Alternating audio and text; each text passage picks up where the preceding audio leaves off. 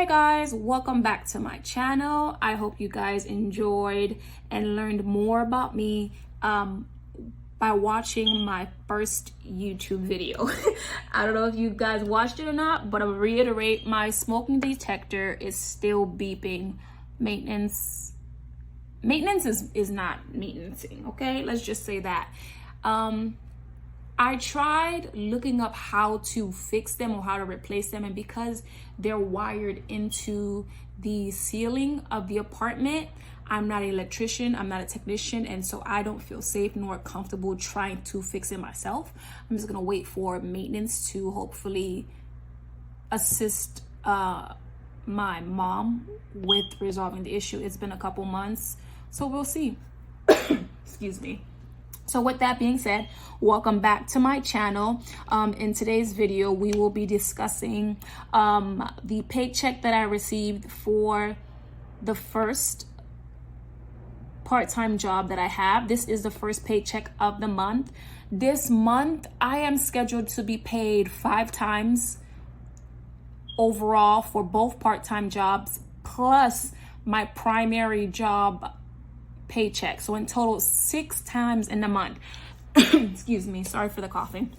I don't know if I said this in my previous video, but for my primary job, I get paid once a month, and it's always on the last day of the month, except if the last day of the month falls on a Saturday or Sunday, I will be paid that Friday before.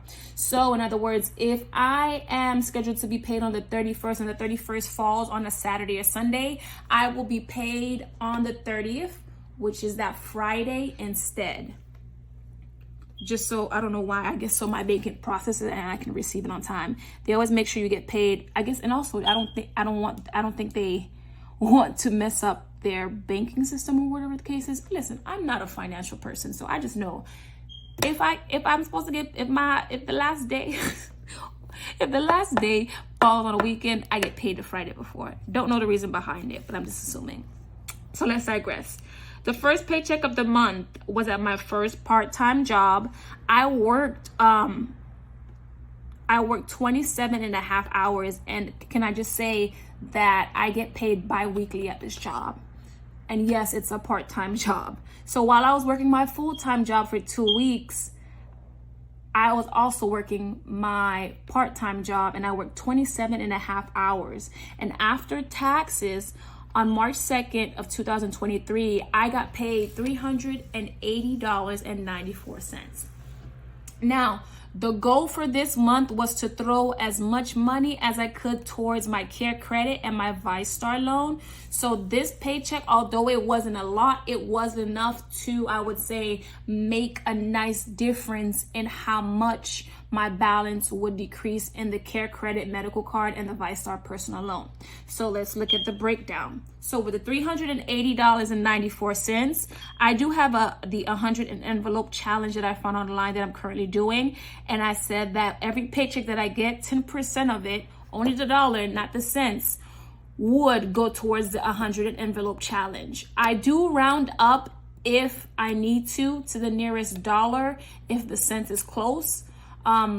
If it's not, I stick to that 10%. In this case, the 10% would have been $30.09, and so I kept the $38 and I left the 9 cents in my regular checkings account.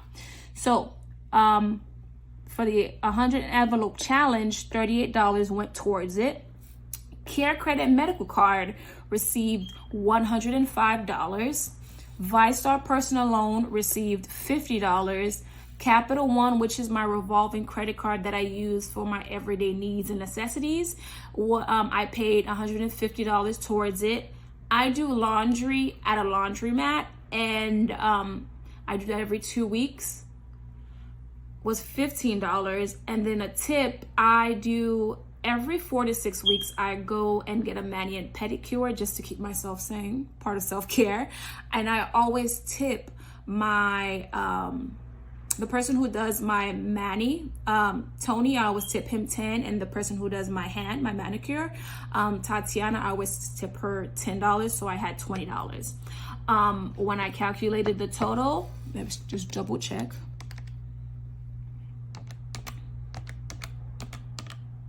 Look at me, I'm already wrong.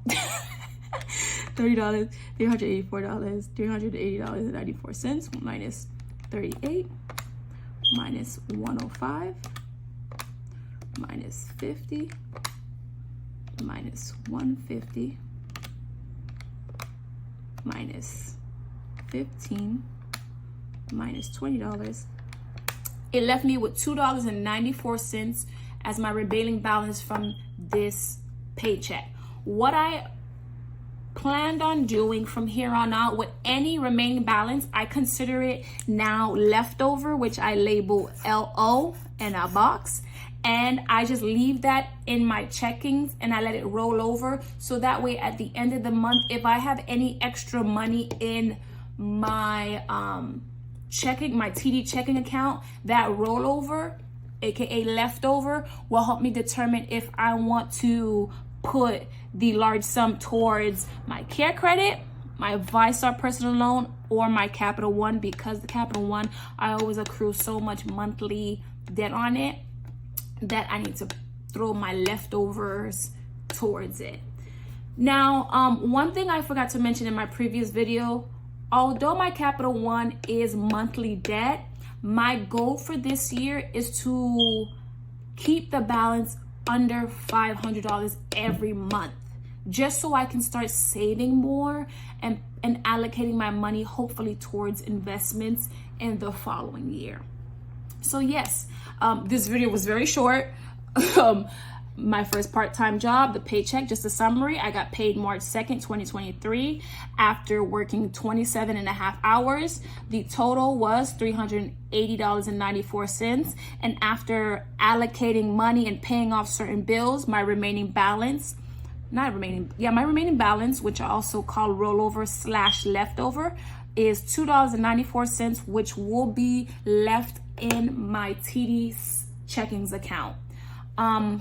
And I'm excited. I feel relieved as I'm throwing money and I can see where the money is going towards bills and basic necessities. I don't feel as stressed as I used to feel back in November of 2022, because I see where the money is going and it's making sense, you guys.